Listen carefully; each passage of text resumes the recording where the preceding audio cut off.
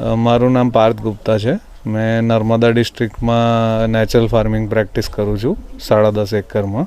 આ જમીન જે છે એ લગભગ 2 વર્ષથી મેં એના ઉપર કામ કરી રહ્યો છું. આ જમીનના અંદર અમારા પાસે લગભગ 50થી વધારે પાકો હશે આટલા એકરેજમાં.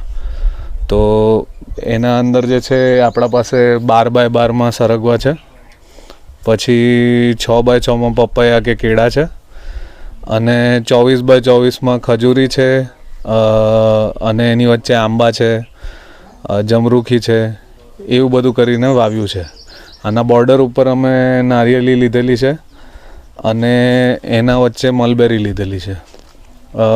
ખેતરના અંદર જે છે, જે ચાયરા જ્યાં આપણે ડ્રીપથી પાણી પડે છે, એમાં વચ્ચે જે ચાલવાના રસ્તા છે એ સિવાયનું જે જગ્યાઓ છે ત્યાં આપણે શાકભાજી વાવીએ છીએ. એટલે આના અંદર અમે કોઈ પણ કેમિકલ યુઝ નથી કરતા.